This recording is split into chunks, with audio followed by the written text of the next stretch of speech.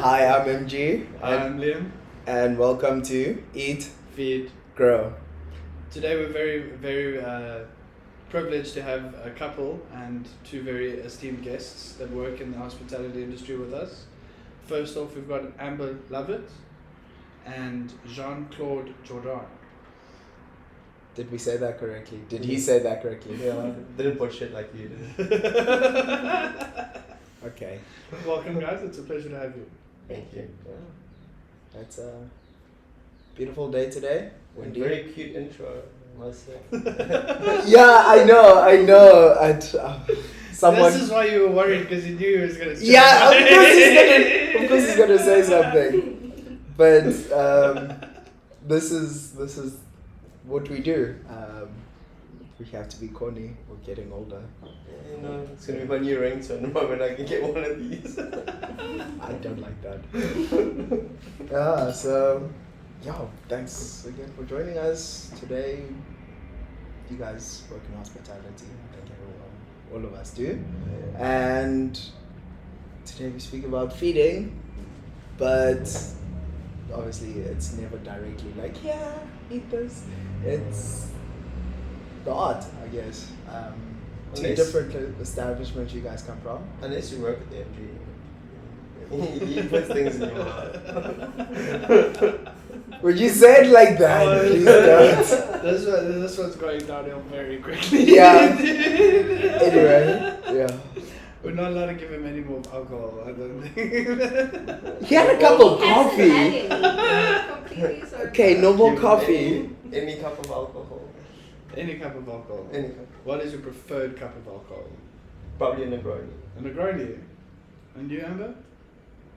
Champagne. You have to say it with champagne in your hand. No, actually, I prefer whiskey soda. I wonder why. It's been for a while, actually.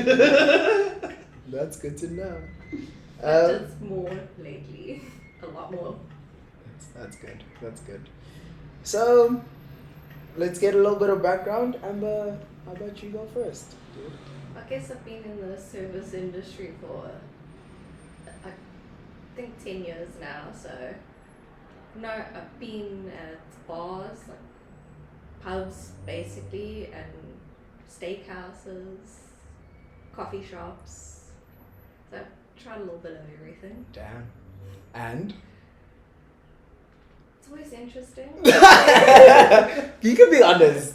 No one's judging. Like, we all work hospitality. This is, I think, for the general public, like, behind the curtain kind of. Out of the variety of the umbrella, which one was the favorite and which one was the most difficult to work in? Top 3 favorite, top 3 worst. I really enjoyed working at the steakhouse. That was super interesting because I got to see, and that's where I actually learned about wine, like pairing, things like that. Usually I just drank rosé, so cheapest rosé I could find, that was usually my wine of choice. But working at the steakhouse, I got actually start drinking red wine, and then probably the pub lowest. Okay. What, was that because of the drunker people or just the style of service that was involved? A little bit of both, Okay. you know, because I guess when working at a pub, people that work there, it's like don't care as much. Maybe they don't not try as hard, but just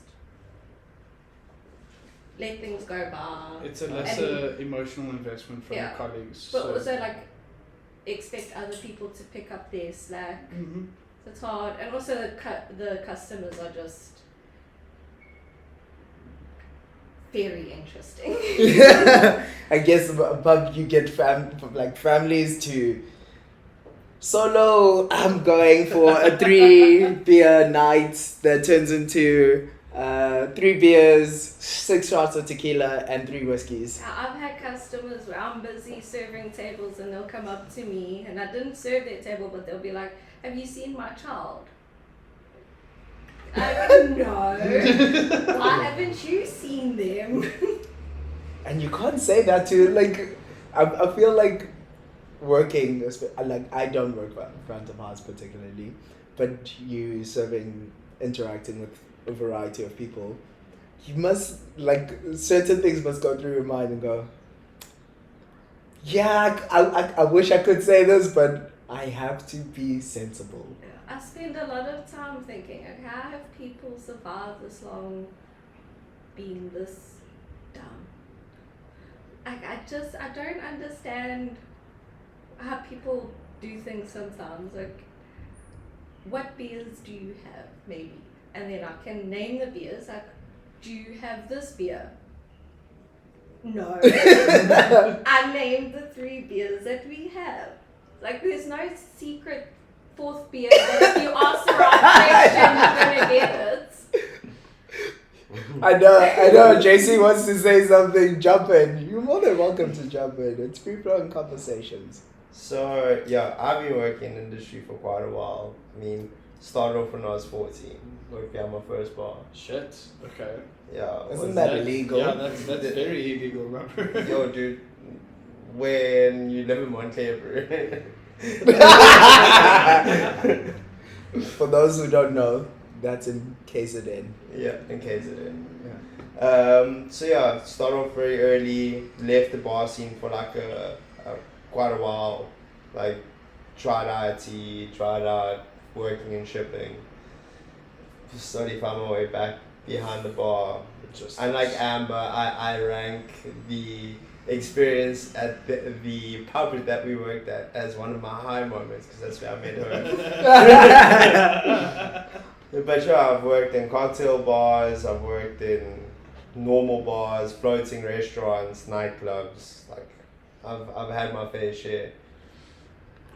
But okay, so obviously the pub's the first. Can you give us a rank of the other? No. So pub and cocktail bars, like they compete for first place. Okay. Mm-hmm. Okay. The rest is shit.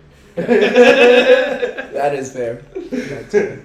I feel like that gives a lot of insight to the front of house and the back of house, different aspects of these venues as well. Where you're a bartender, it's kind of fun and it gets a little bit more exciting in those high energy spaces. But as a waiter, you're a little bit more exposed and you have a lot. So more I'll be going honest on. with you, when you look at it in that perspective, it's more fun being a waiter because you get to interact with more people.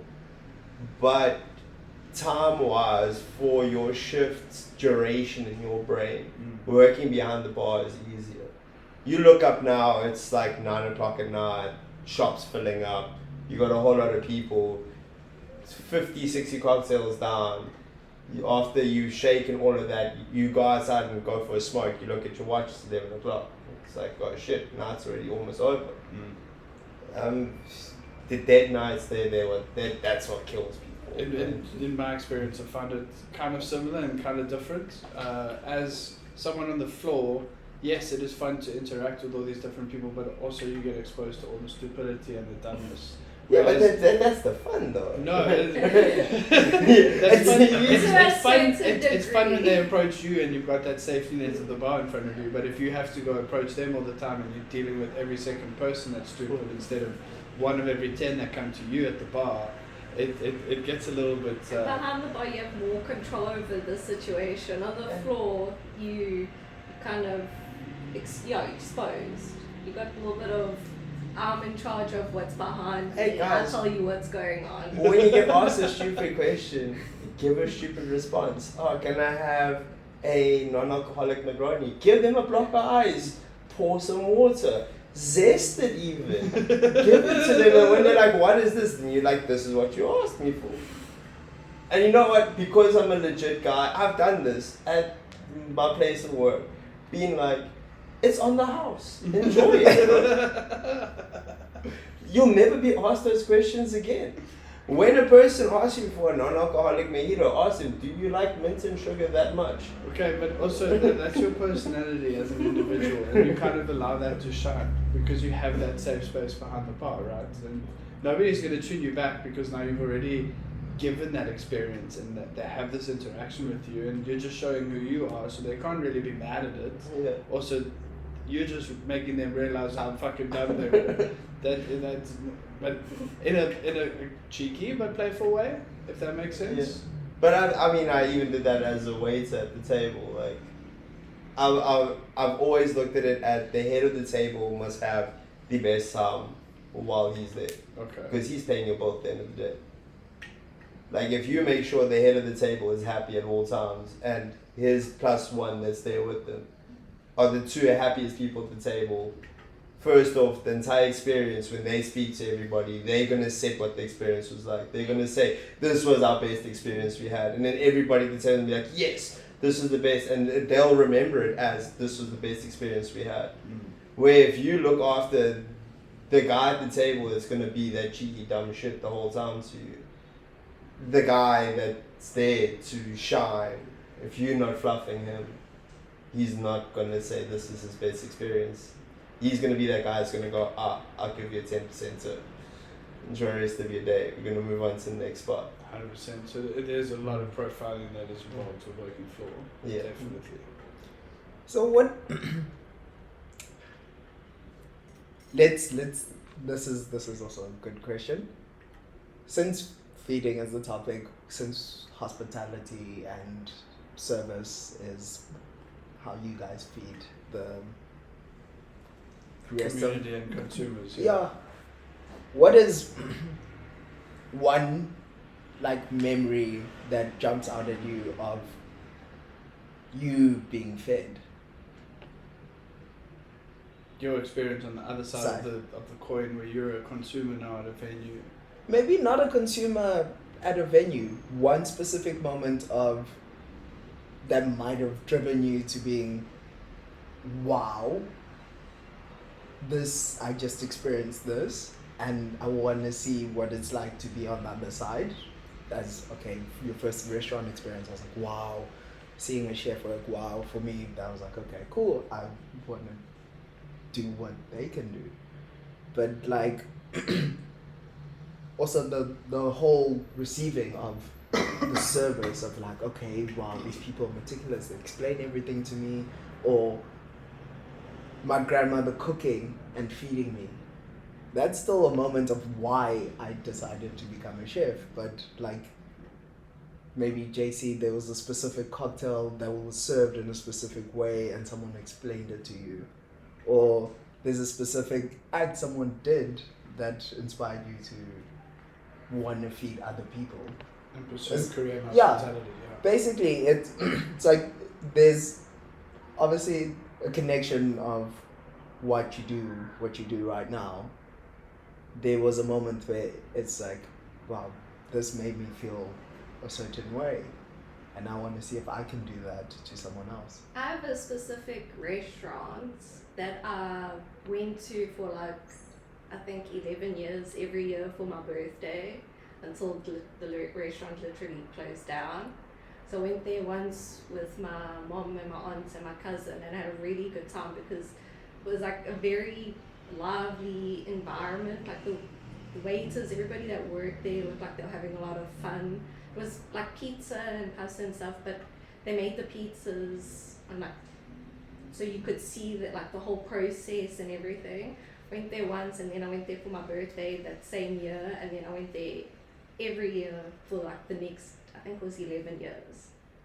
So that was the one place where you're like, this is... Food was great, had an amazing time there. It was just like, and it had like a firehouse theme, so they had a fireman's pole that you could slide down. So it was a lot of fun, and they had like a kids area because I went there when I was like 11. Oh, so like a better version of Spur. Yeah, way better. And for you, JC? For me, it's like a two-part memory. So, like, first memory of why I joined the industry of feeding was when you are 14 years old and you got that first paycheck and that ATM fed your wallet. I was the happiest kid at 14 years old. But food-wise or drinks-wise, what got me into cocktails was, funny enough, a very awesome guy, Nick Ross. He offered me the job, and told me like, have you ever had a cocktail? And I was like, no. And I like told him I'm not a big drinker. And I just remember this one night I really messed up and I shook a Negroni. And he watched me.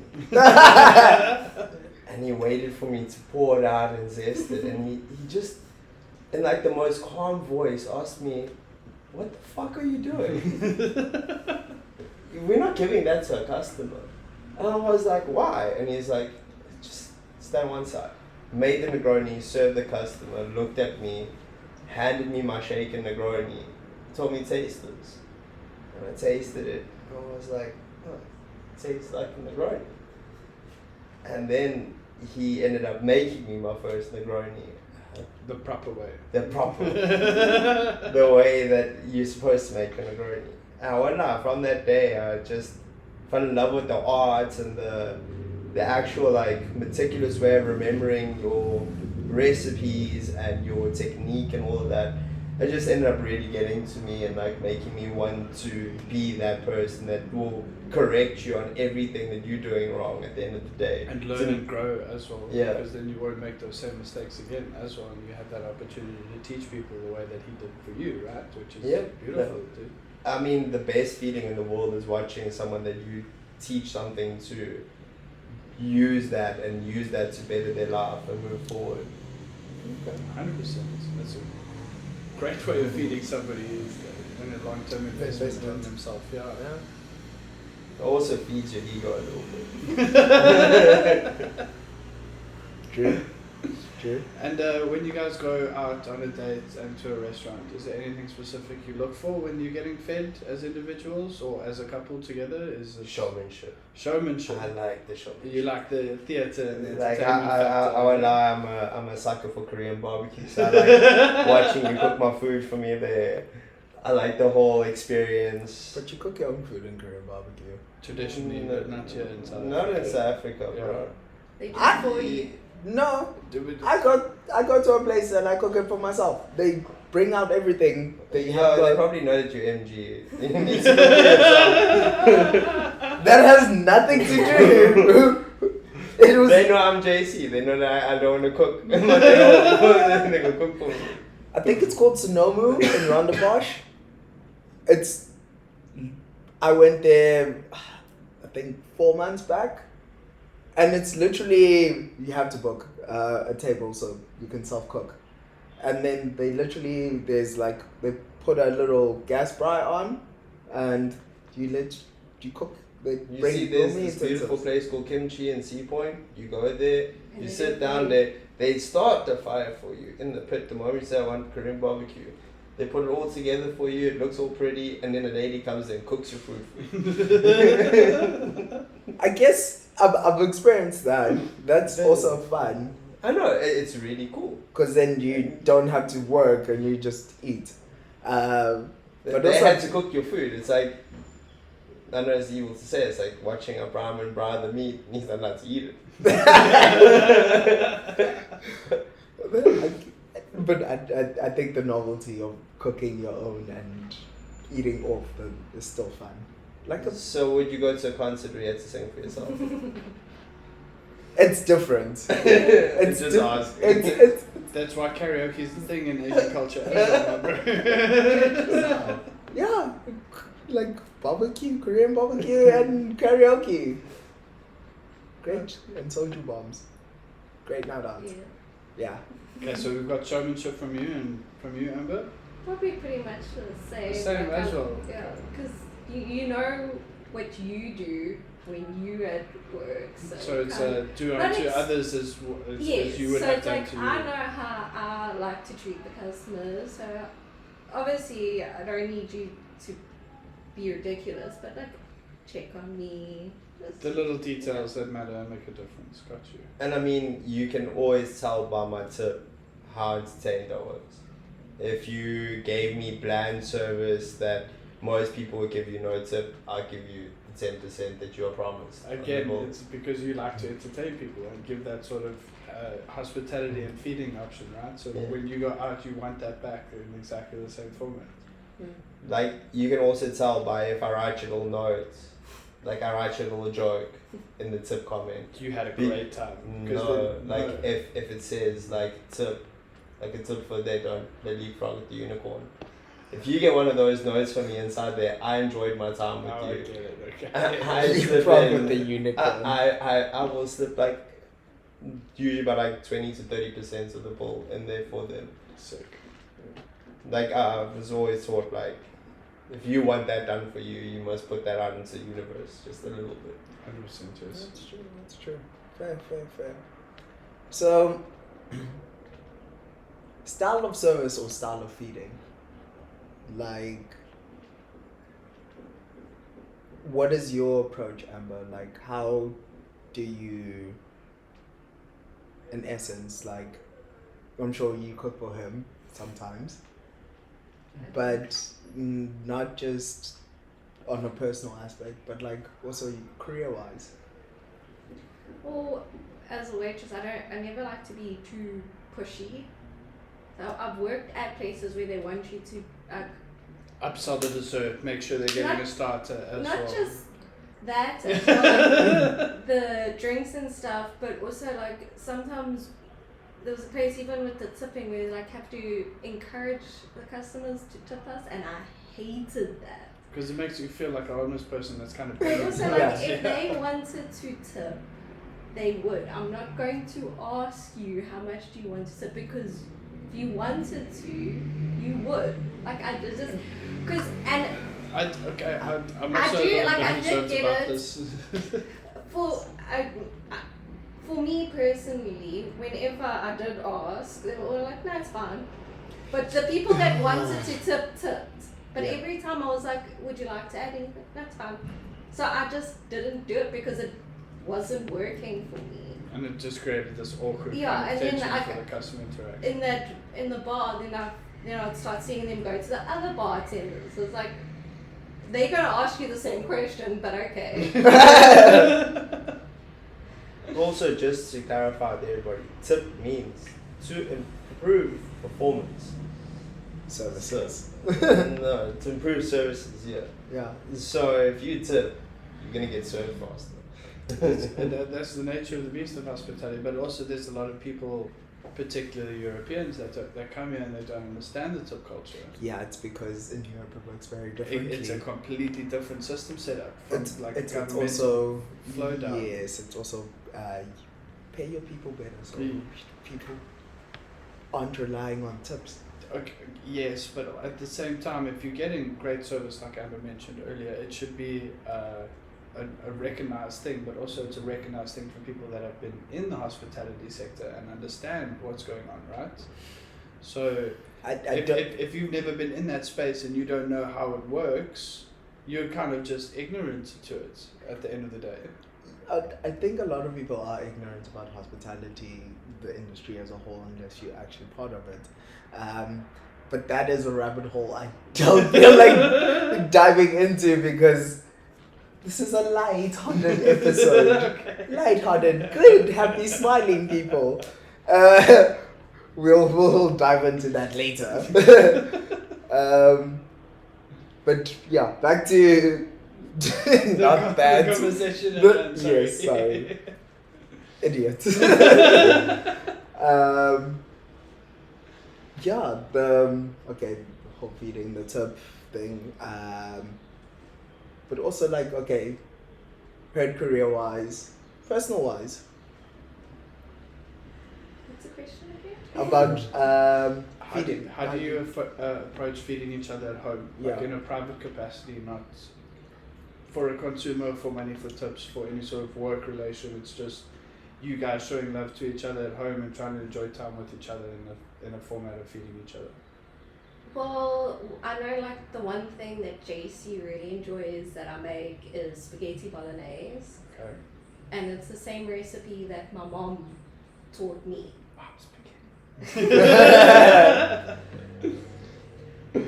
Good. So yeah, like when I cook, I have like certain meals that I go to for the week that like are easy to cook because I know how to cook them, but they're also filling and comforting.